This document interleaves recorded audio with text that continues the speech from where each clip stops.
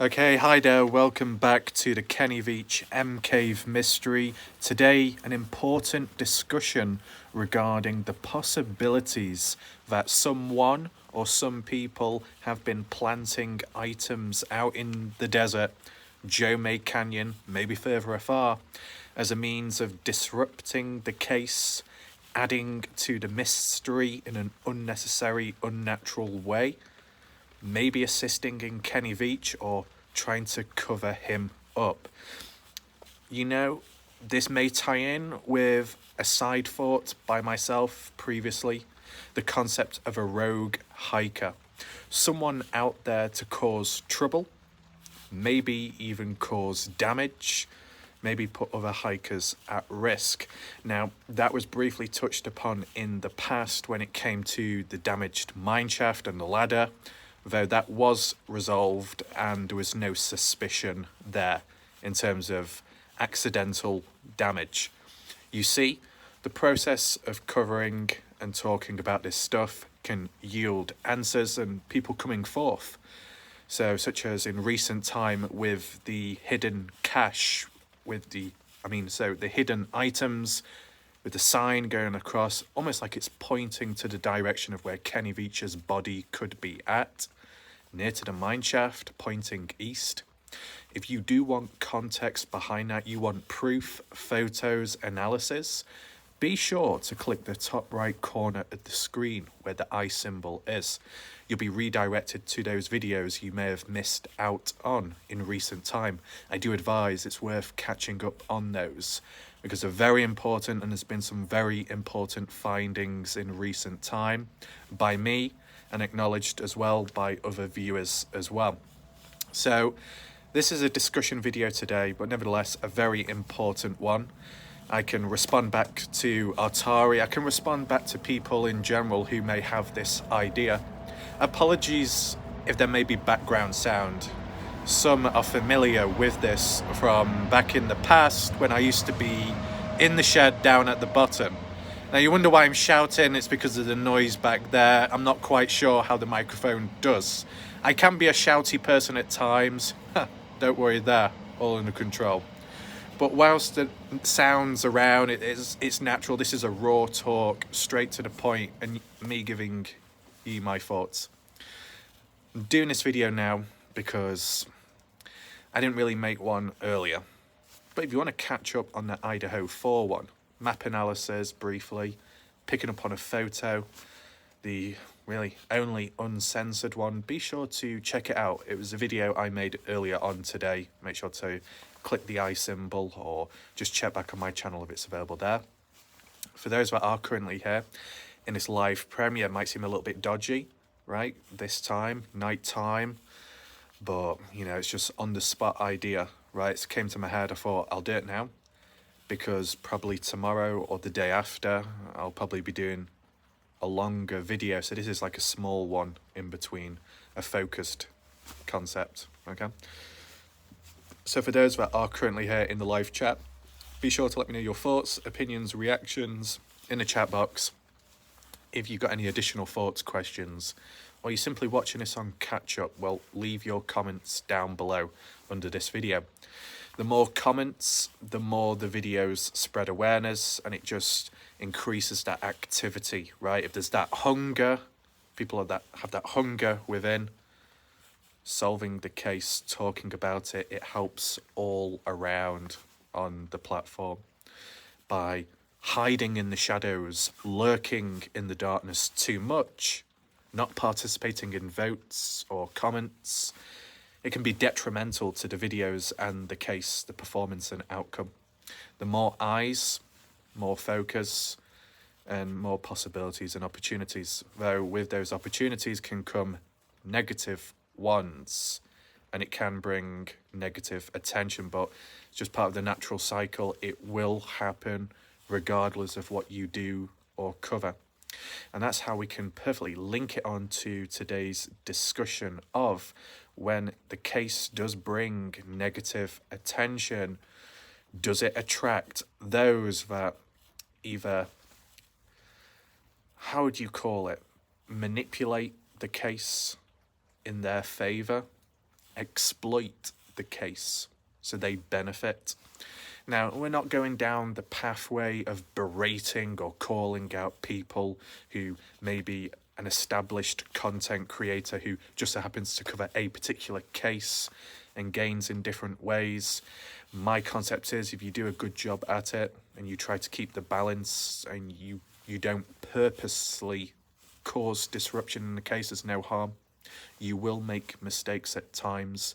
You may misidentify stuff. You might pick up on things which turn out to be nothing or debunked, but as long as it's covered, documented, and the journey, the progression is shown, and if there is an outcome, if it's debunked, but it can be documented, there is no harm there. But what about the people that may create a mystery and leave it open-ended? And yet they were the ones that implemented the mystery in the first place. This way it ties in line with Atari's recent points, but also some from the past viewers on his channel, where they believe that a person or people are responsible for going out there into the desert, Jome Canyon, and planting items, objects, whatever it may be. It could even apply to taking items away, you never know, such as a crystal skull. But as for items that may have been planted there, Atari has highlighted the possibilities of that cache, that plank pointing to a certain direction where Kenny Veach could be at. Was that done out of care for other hikers? Or was it done as a little clue, marker, a treasure hunt? A wild goose chase where it wouldn't lead to anything, but it would keep people busy, right? So yes, you can get disruption in a case that can cause confusion, but sometimes it might be done to keep people busy whilst the real stuff is going on elsewhere. It can happen at times. Other items which have been suggested, more so historically speaking, retrospectively speaking, in the past 2021, 22 time, across those years, when Scott Natal got involved. Most of you will be aware of Scott Natal. Some of you will know Les Natal, Scott's brother. Both actively participated in the Dylan Rounds case, a true crime case. At the time, 19-year-old Dylan Rounds reported missing on the 30th of May 2022 and supposedly murdered on the 28th of May 2022 in Lucin, Utah, supposedly at the Grainshed property, with the phone pings and the timestamps as it ties in line with the main individual responsible, supposedly James Brenner, in which he had Dylan's phone at the timestamp of 7:27 a.m. on the 28th of May 2022, with blood on him and DNA matching to Dylan upon that shirt found in Brenner's trailer. So one thing tied to another there, okay? But I just wanted to highlight that there. But returning back to the case of Kenny Veach, okay? The focus there. Scott Natal that's where he began. That's his origins. Scott Natal got involved in the Kenny Veach case and then branched out to Susan Powell and then obviously Dylan Rounds. And the main pattern, consistency in hiking for quite some time, recording in good length and having assistance at times, but really putting in the work, effort, really hands-on. Being able to document it from a certain point of view, perspective out there, he did well. But you take away the Dylan Rounds exploration, and it's worthwhile and interesting to talk about now because there'll be a range of people from the Dylan Rounds community that know Scott Natal for the Dylan Rounds searches, but they may not be familiar with Scott in the Kenny Veach case where he originated. So it'll be interesting to see what those people think about this whole talk. If you agree, disagree, let me know down below. Your opinion is welcome. Of course, when it comes to me, I've seen both sides of Scott Natal, Kenny Veach and Dylan Rounds, because we went in the same direction naturally. So that was very good to see. Did Scott Natal find anything in the Dylan Rounds case and search? No. Any clues? No. Any bones? No. No evidence at all. Not a bad thing. He tried, he did his best. That's what counts, right? But if you're reverting back to the Kenny Veach case where there is that suspicion that the likes of Scott Natal planted the sword, the bamboo sword, and the tent, that Scott Natal planted it there, then decided to record it and make it seem like he's found Kenny's campsite, that he's found Kenny's sword, or it was somebody else's that used it against Kenny Veach. Was Scott Natal making up a mystery?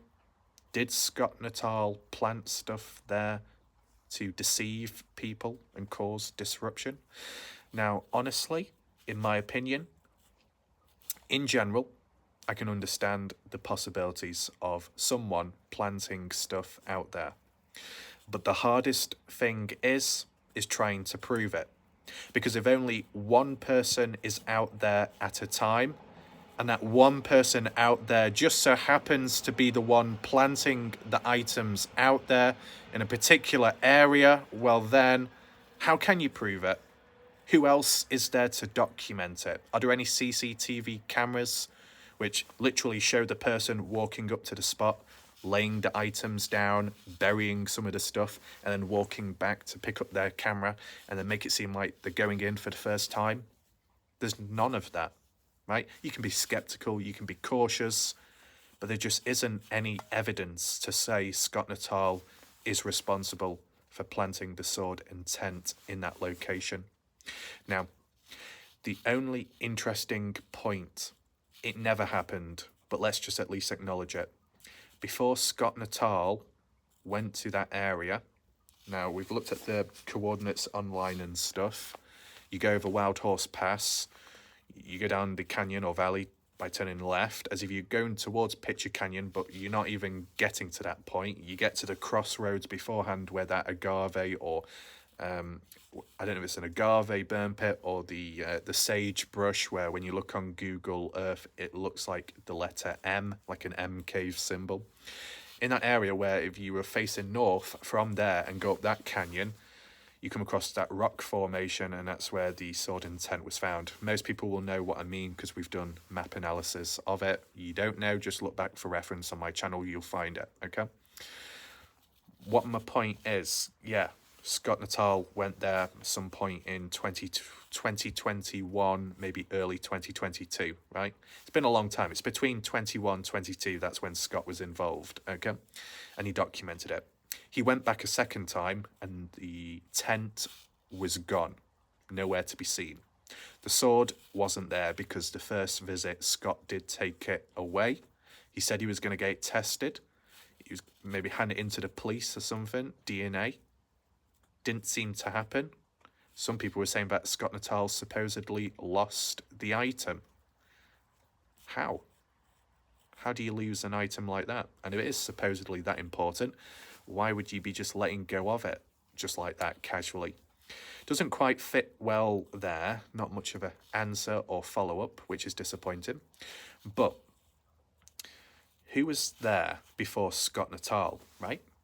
So for the people that are skeptical that someone like Scott Natal planted items out there, Jay Silverheels in 2021 before Scott Natal, I think, or maybe around the same time as when Scott Natal started going out there, Jay Silverheels did capture a photo or an angle overlooking the area, but he didn't go down to hike there because there was no reason to. So it's like so close but so far away.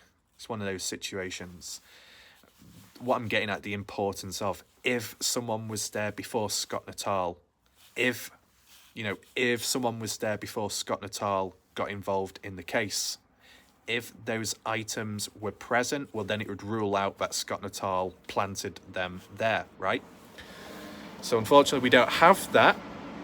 Unfortunately, we don't have the evidence to counter that point, but equally, there's no evidence to say that the original person planted it there, okay? You can say somebody, the possibility that someone randomly, unknown of, may have put it there, okay?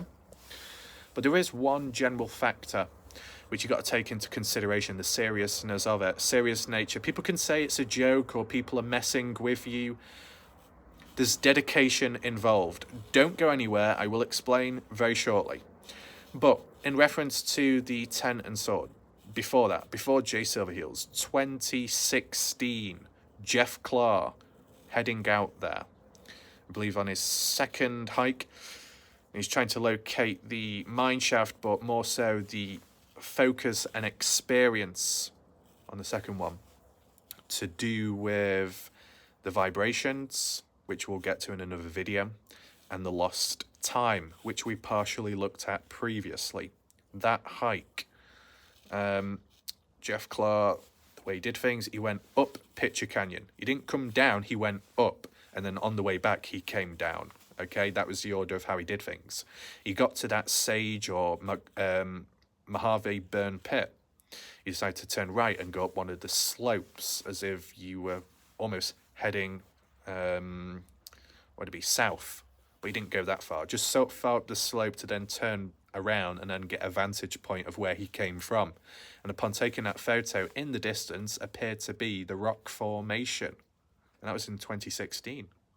The rock formation where in 21 or 22, Scott Natal came across that sword in tent. So my question would have been, out of interest, if Jeff Clark decided to go in that direction north and ended up coming across that rock formation going within it, would he have found the tent and sword then or not?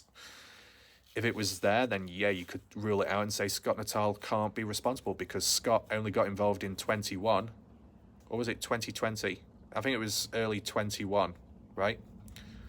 Jeff Clark was the second longest one getting involved in the case. So it's like the spaces in between, and certain documentations and things found can jump and skip from 1 year, then 2-3 years later, but people aren't always going out there, right? And especially in the early days, not as popular the area.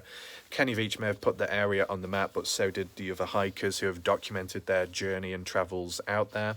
So yes, whilst you could argue and say it must be a tourist destination hotspot, not really. Not that many people go. Yeah, you could tally it up after 10 years and say, well, lots of people have been. But in proportion to another location, which is more of a tourist spot, it would still outweigh it, the ratio, and it just wouldn't compare.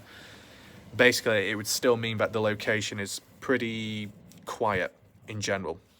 Okay, depending on how you measure it across a year, across many years. It's just one of those things, okay? I mean, there's factors as to why it's not exactly a desirable place to hike, and one of the factors would be the location, distance away from civilization, services, police, medical services, hospitals. It's in a very desolate place, the environment very rough and rugged. Temperatures can be extreme, maybe from very hot to cold traps, depending the time in the season, months, and the altitude you're going up at. Obviously the wildlife as well, snakes, even what they're called, mountain lions, isn't it? So there's a range of stuff you've got to be wary, looking out for, you've got to be careful. And it's that motivating factor. Why are you going there? 9 times out of 10 people are going there because they're searching for Kenny and or the M Cave. Not many people will go out there just for the sake of it. Oh, I'll just go on a random hike. Yeah. Maybe Kenny Veach did, and maybe the odd few others did. Back in 2013 with some footage online on YouTube, which Jeff Clark shared with me, unrelated to the case, okay? But most people that go there is because they've heard about the Kenny Veach case, right? So with that being in mind, that's the motivator, okay? So when there are things changed, items added, stuff taken away, things looking suspicious, odd, mysterious, whatever it may be, is it done by people motivated by the case or who are aware of the case?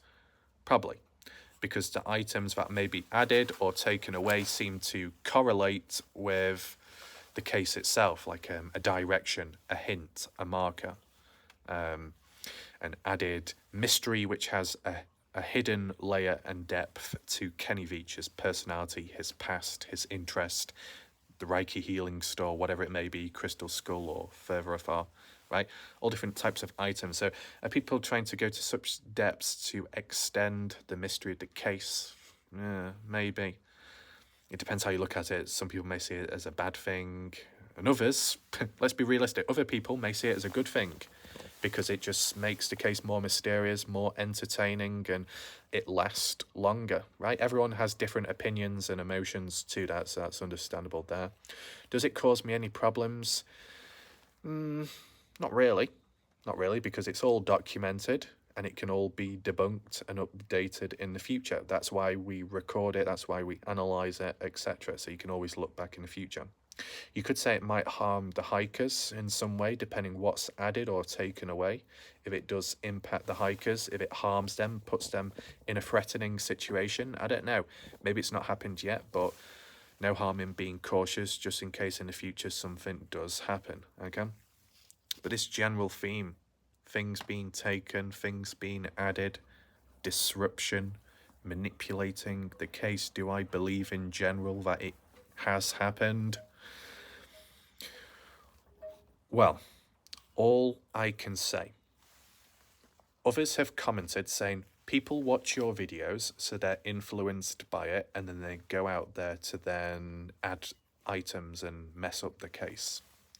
I'm not in the same shoes as a real hiker that's physically searched out there, so I don't really pick up or agree on that correlation. What I do agree with is there may be times, digitally speaking online, where I may have covered something, a form of resistance, a type of person, a type of people.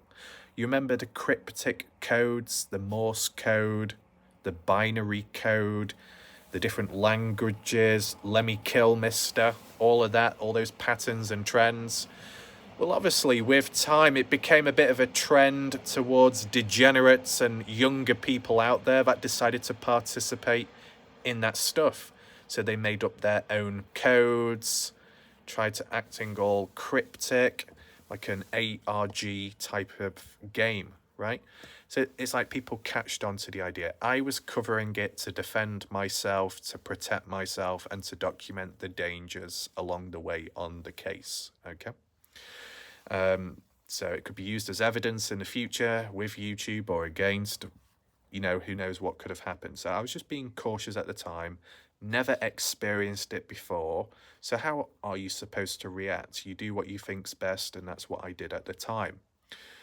Later on, I started to realize maybe the more I talk and the more I cover it in actual videos, it will then encourage others to join in and mess around, troll, joke, you know, because of the type of audiences and age ranges this case attracts. And so that followed. So picked up on the pattern, it was acknowledged and then eliminated afterwards because I just didn't cover it anymore. But at any time, if there is a threat or an issue, it will be addressed, it will be covered. Whether it's genuine or not, it will be covered. I have my specific ways. But when I do pick up on the fact that people jump on the bandwagon who are just messing about, it's collateral damage, it's dead weight, it's unnecessary, so it's time to pull the plug on those areas. So I can relate to that yes, you can cover or document something. Other people then can come on in, add it on, manipulate, add on in general, cause disruption, confusion. That could be the equivalent as to SB Vegas, J Chuck, hiking out there, documenting something maybe, or an area of interest, and then somebody watches that video and the location, decides to hike out there a different time, manipulates, alternates the environment, leaves a message, a clue, a hint, a warning, whatever it may be. So in hopes that one of those fellow hikers returns back to the area and ends up coming across whatever's been added, okay? I can't relate to that because I haven't hiked out there. If I hiked out there, recorded a video, people caught onto it in the background, decided to go out for themselves to the location and mess with it, then I could understand. I've not been through that, so I can't be on the same level as agreement as what other people may be talking about, okay, because I've not experienced it myself. But the general idea, the concept, there could be a rogue hiker or two out there just causing trouble. It's always possible. We've seen it online. We've seen the troublemakers online. So what's not stopping people from being troublemakers in real life? It can happen both online, offline. So I agree with that, okay? But what about an inner hiker? It could be referred more to as the rogue hiker because it's somebody that's actively involved in the case but secretly does their own things to benefit in alternative ways. That example may have been highlighted by Atari as Scott Natal, but all I can say is there's no evidence to say Scott Natal is responsible for manipulating the case, right? And that's just because there's stupid shadows. I don't know what is causing the shadow. I think it's this bloody snake. There's just no footage of Scott Natal planting anything, or accidentally leaving his phone camera on. There's no hidden or leaked audio of Scott Natal talking about what he's planning on doing next and what he's going to add next. I mean, can I be honest? I'm going to be honest with you. I've seen the full circle of Scott Natal. From what he did in the Kenny Veach case to the Dylan Rounds case. As soon as he went to the Dylan Rounds case, not once did he find anything strange or creepy in that sense. He didn't place items or anything like that because he just didn't come across items in the first place. He might have gone into mine shafts, he might have found some animal bones, but it wasn't followed up, it wasn't exaggerated, it was just searching and doing what they could with the help as well alongside. So there was opportunity, right? Let's just be realistic. There was opportunity for Scott Natal to do something to manipulate or cause a distraction, disruption to the case there, or in a mine shaft or on the land. But he didn't, and there was no proof of it either, and there was no findings. So innocent there. If you think about it, the Kenny Veach case is quite popular, and to be honest, Scott Natal, it was successful for him.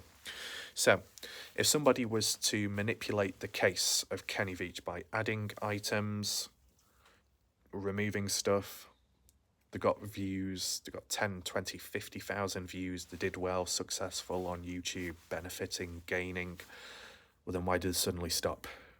Why don't they go back out there and do more things, find more stuff, or in Atari's mindset, plant more items, decoys, right? Because surely you would think if something is working, it doesn't need to be fixed if it's not broken. So with Scott Natal, he found stuff, he documented things, caves, M-shaped caves to weird items found. Did he get called out often? No, not really. Did he receive much resistance or drama? No, not at all. Compared to the likes of me, pretty clean, right? No trouble. So what stopped him? If he could have continued benefiting, maybe because he wasn't benefiting in the first place. And I said, no evidence to say Scott Natal is guilty of anything. Things can change with time, evidence could be found, but I'm just trying to demonstrate balance. So, as long as people are still here watching, to make things very clear, okay, if anyone misunderstands, I don't think Scott Natal has caused any issues. And I think when he was hiking out there, it was natural. Okay? Do I feel that there are other people out there, though, others, that could be planting stuff? Yeah, possibly. I don't know if it ties in line with this, but if, like, Atari talking about distractions and there's other humans out there that are trying to cause conflict within, so then other people fall out with one another. Didn't work with me, okay? Humans can try to cause manipulation. It just won't work with me, not at all. It may have worked for many other people, but it just doesn't work here because it's all under control. But is there any shape or format where Atari could have been convinced by someone or the presence of something out there to think that Scott Natal is responsible in a dark way? Not for that to be taken as an insult, but Atari, is there any moments where someone may have told or said something which then made you doubt Scott Natal, question him specifically? Just a brief question, okay? Because, can I still stand up or is the shadow bad? Just keep it there for a second, I need to stretch. is trying to understand, right? You can be suspicious, you can be wary of someone, but where did it stem from to begin with? Something suspicious you saw within the individual, or something someone else told you about the person, right? And not that this is the case, but it's happened in other communities. People have known each other well for some time, and then some other third-party persons come on in, whispered into the person's ear bad about the other individual, and the individual has been then accused, and the person friends with that individual has believed in those lies what that random stranger said. So it's like some people can be easily convinced, some people can easily be manipulated. I don't know if that applies here personally. Okay, hopefully this talk isn't getting too deep. I know it's pretty late and quite dark, but just wanted to talk about it right now. So I don't think Scott Natal ties in with this, because if he did, surely he would have continued, because it would have led to growth and benefiting in other ways, right? But that didn't happen. And I've not seen Scott Natal act out in any of the cases, so it kind of rules that out. Just my opinion, though. Okay, so I think Scott Natal is a good individual and was helpful, but also allowed people to use his material or as evidence or to look back on, and there was no issues there. He never got any copyright claims towards anyone. He's never taken anyone down, or no drama there. Never really got involved with. Just did his own thing. Less talking, more action, just a searching part. So fair enough, right? I mean, if people want to be really skeptical, okay, and I'm just saying, being really skeptical, if someone's going to accuse Scott Natal for placing a sword in tent near those rocks, well, then you could say Jeff Clark is responsible for placing the crystal skull in the mineshaft, because Jeff Clark was the first person to indirectly come across it and record it. Now, I know people are going to get angry at me. People are going to get very impetuous, but as long as you listen to my language, you will understand and you won't complain. Okay, it's simple as that. I'm aware Jeff Clark didn't plant it there because he had no clue it was there to begin with. But all I'm saying is, if people are gonna call out Scott Natal being responsible for planting something and recording it as well, on that theme, it could apply to Jeff Clark too, right? I'm just saying. Though the supposed individual to have placed the crystal skull in the mineshaft is supposedly really Robin. And Artari has mentioned that, because I believe she's been in correspondence with really Robin at some point. But what I will say, there is just no evidence whatsoever to say really Robin is responsible for placing the crystal skull there. And as much as other people will tear their hair out and say the other group of guys, Mojave Outpost or Outpost Mojave, a group of guys, 2 to 3 that went there and supposedly took the crystal skull from the mine shaft, even though supposedly that crystal skull does not match the original. Debatable, right? They're the only people that have come forwards and have presented some form of evidence, right? Effort was made, right? Whether you want to agree with it or not, there was an attempt, footage of them holding the skull, taking it away from the mine shaft, whether people agree with it or not. And if really Robin is the guy to have placed it there in the first place, where is the proof? Where is the evidence? Where is the video footage? All it is stalling and delays. I'm going to go out there. I'm going to record myself. I'm going to prove it to you. And then when I get back, I'll share it with you. But by the way, if I don't make it back immediately, it's because someone has hurt me. And what happened? Oh, there was a delay. Oh, he got hurt. Well, isn't that coincidental timing? It's almost like setting oneself up for the inevitable. Almost making an excuse in advance for them not responding back after. It seems very dodgy, that, okay? But I think that gets slept upon and falls under the radar too much. The really Robin that returned back was an alternative account. Doesn't say much for the original really Robin, okay? The second account of really Robin that showed up, which I believe is a fake one, my opinion. Not everybody else agrees. Ataria doesn't agree, I don't think, but fair enough. Once again, there's just not enough material substance. If a person is going to come forwards, claim to be an expert or claim to be the one responsible for something, show your face, show your voice, show yourself, and the footage of you being present. You got evidence to prove that you're responsible, then show it. If not, it could be all BS to me. I'm being realistic, okay? The same with the Dylan Rounds case. A lot of people have talked. A lot of people have spoken and been experts, and there have also been third-party representatives of the family of people that once knew Dylan. They say a lot online and expect you to believe in them with words, text, and that's all. Do they present any photos, videos, any photos of themselves, any interviews of them talking online? No, they don't show anything. They just don't show anything. There's no material on their channels. They just say, in text, this is what happened, this is the truth, and you're supposed to trust or believe that. I don't think it's good enough, to be honest.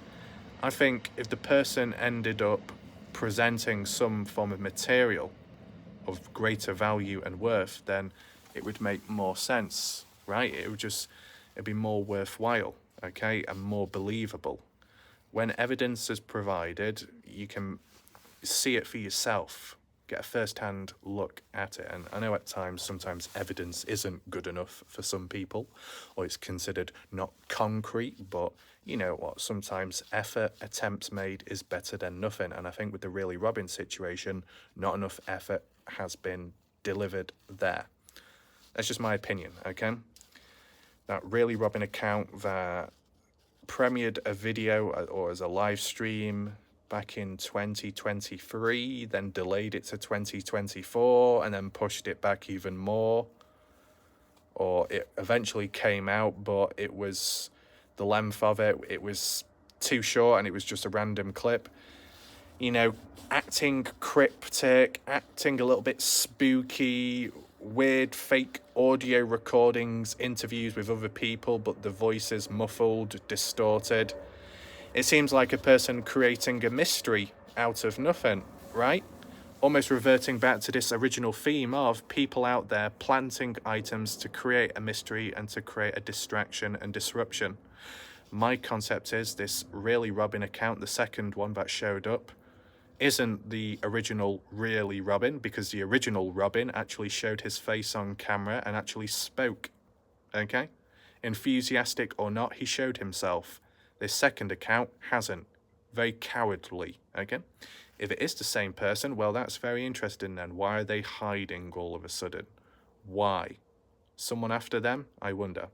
But still, nevertheless, by talking online saying that you've planted this here and you've planted that there, but you don't actually show the recording of it or the proof, how are we meant to believe in it if zero evidence is provided? At least others out there who may have been questioned made an effort to provide some form of evidence, like the Mojave Outpost or Susan Veach with her talks and findings, etc.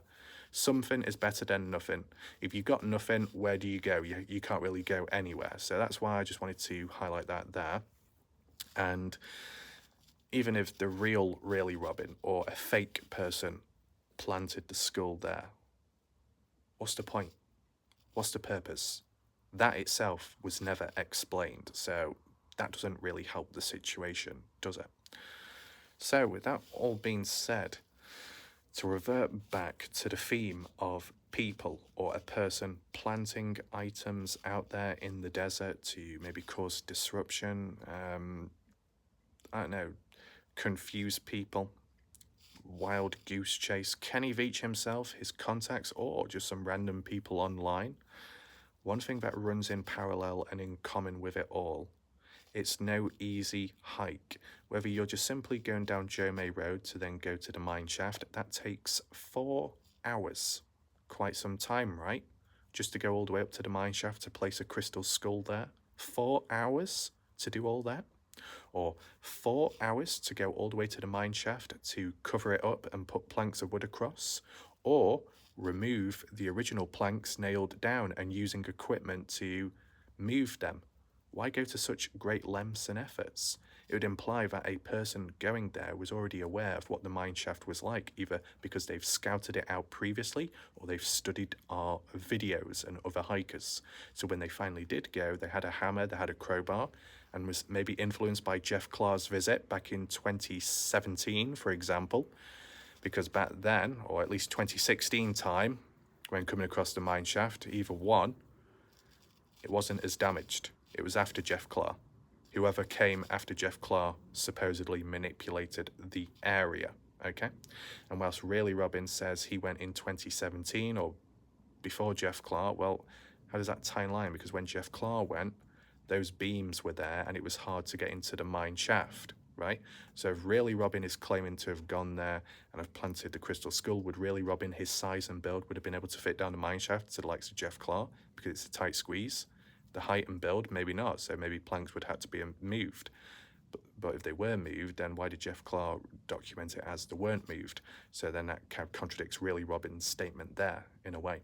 So it would have been after Jeff Clark's visit, somebody influenced, going down to the mine shaft, travelling all that distance, driving down there and then walking 4 hours to move some planks of wood with equipment. Fast forward onwards, 2023, 2024, someone going 4 miles north to the mine shaft to just drag heavy planks of wood, pile it on top of one another to then add food, water, firewood, and a sign writing on it as well. You know, you would have had to been somewhat equipped, right? To have the pen with you, to have the strength as well. After all that hiking, to then move heavy pieces of wood. Do you get what I'm saying? And even onwards, if you're going to do the full hike loop route, I was like, was it 10, 11 hours, 10 to 11 miles in total distance to do it all, or maybe a bit more. It's pretty great in length and time taken to do all that, to go 4 hours to the mine shaft over Wild Horse Pass to then Pitcher Canyon, and just before that, where the supposed caves are, to move that heavy rock at the covered up M cave, the one Sean Horlacher explored, discovered. What I'm getting at, the general theme and pattern is, it's a harsh environment. It's desolate. You hurt yourself, you're screwed, possibly. Cold or too hot, danger, wildlife, danger. It's demanding. It's not a fun place. You don't go there for a nice, happy picnic. It's extreme. To go there, you got to have a good reason to do so. And for people to cover such distance and spend so much time manipulating the environment, adding to the terrain, whatever it may be, it appears like a form of great effort was demonstrated.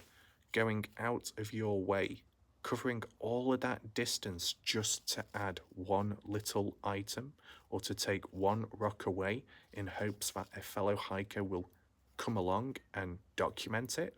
What are the chances of that? Maybe in certain hotspots like the mine shaft, high, but further afar, not so much. So could you revert back and say that some hikers that go there document stuff which is out of the blue, unexpected, and in an area where you would never think of going to? Is that because that one person that decided to go there, compared to everybody else, was the one who planted it there? That's an alternative, but I could understand Atari and her chain of thought there. I know some people have called out exploring abandoned mines in unusual places in a completely different location. Area 51 sign planted. Second visit, another sign planted. But once again, there's no proof or evidence of Frank doing that. But I know some people can be skeptical, fair enough. And then with the sign online checking out supposedly as an imitation one, supposedly past videos back then with certain mines and ghostly chains moving about, people called that out as fake as well. But whereas that you could look back on and reflect and say it's fake, with Frank from Exploring Abandoned Mines in Unusual Places, whereas people can throw it at him and say he's faking it, he's manipulating it to make the case more mysterious than it really is. Is there a small chance that maybe someone was trolling or pranking Frank? Someone got there before Frank? Maybe the person that advised Frank about the location and said, go and check it out. So the person that gave Frank the location may have been the one to have planted the fake sign as a joke, a prank, you never know. Sometimes it may come across that a person is the one responsible for planting stuff, but in fact, they're not. It's the person before them. It's like a food chain, right? And one thing that's very consistent with all this, the concept of planting items or evidence and faking it, whilst it could be true, there's just no evidence. Disappointing. Maybe things will change in the future, maybe, but at this moment in time, I'm not ruling it out, but I can't give you a clear-cut answer as to who's responsible, right? But this to think, whilst yes, people could watch, people could be inspired and influenced to then go there and manipulate the environment. Well, how do you avoid that? You don't upload any videos, you don't upload any hike videos, people don't go out there hiking, it's all kept under wraps and we don't talk about it anymore. I think that would be a fatalistic approach and it wouldn't get anywhere. I think what comes with the good stuff, the bad things follow and vice versa. So you just have to put up with it, maybe eliminate things and debunk it along the way. While some stuff could be fake, other things could be genuine and real. So that stuff can always be acknowledged and highlighted at some points, okay? Apologies, this video is a bit rough and rugged. It was done on the spot. If we need a follow-up video, I'll do it sometime. Hopefully people understood this video, and if not, I can always do a follow-up to explain it better, to word it differently. It is late, kind of tired, so hopefully I didn't mess up that much. But be sure to share the video, let me know your thoughts down below. I do think though, for people to go out of their way to cover all of that distance just to place an item there or take something away requires quite a bit of effort and is quite demanding the terrain. So whoever it is or whatever they're doing, they must be very dedicated to put their life at risk just for the sake of adding to the mystery of the case. Is it even plausible? Is it even practical? Well, it's probably not practical. Is it possible though? You know, are people that crazy to go out of their way to cause disruption like that in real life? How far will people go, right? If there's no limits and it's to be expected, well, there's your answer then, I guess. Yes, we see online in the forums that people can get a bit crazy or it can attract all kinds of unique characters. I get that. Online, at the fingertips, it's easy and anonymous in some way or another. But when it comes to real life, physically being present out there is a completely different ball game. But if people are willing to play, how far will they go? That's the question you got to ask yourself. Now, as we know, some people may have stepped away from the case or no longer hike out there. Has it led to an influx or a decrease in things being planted? I wouldn't say there's been any change. It's not like items are added every day or every week or once a month. It just happens on and off, regardless. So even if you take some people away out of the subject, like Scott Natal, who's moved on and doing other stuff, it's still happening. So does it rule that out? Does it mean that it's not Scott Natal, it must be somebody else? Or is it just multiple different people each time? How do you narrow it down? How do you whittle it down? A single person or just multiple with time? The only thing I can contribute is from my own experience with people doing the cryptic codes and jumping in on the bandwagon at the time. You had a genuine person, a creepy individual, but then after it, multiple people joining on in and faking it. And I could tell it was multiple people. So yes, it applied there, but does it apply to hikers going out there? Because if we are under the understanding that not that many hikers go out there, then maybe it's only a small group of rogue hikers then who are responsible. And if not that, just one singular person. But how dedicated are they really? And what is their main aim, right? Besides causing disruption, are they doing it because they know that Kenny is out there or that they know he's not out there, but they want to ensure that people keep busy out there and not elsewhere?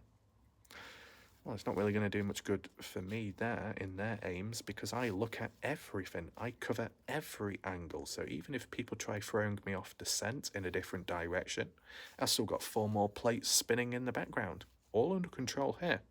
So, you know, and that's why you got to ask yourself, and this is just being honest, whilst other dark souls are out there thinking that they're benefiting from creating all these mysteries, who's the real winner at the end of the day? The audience. They watch along, they're entertained. And whether people take that as a bad thing or a good thing, the mystery continues and evolves, and everybody likes a good mystery. So whilst you got the dark people out there causing trouble, thinking that they're winning, not quite. The audience are better off, in a good way. I know not everybody will agree with that or understand why I refer to it that way, but those who know will know. So we'll leave it there for now. Thanks for watching. Be sure to catch up on my previous videos, and yeah, goodbye and good night for now.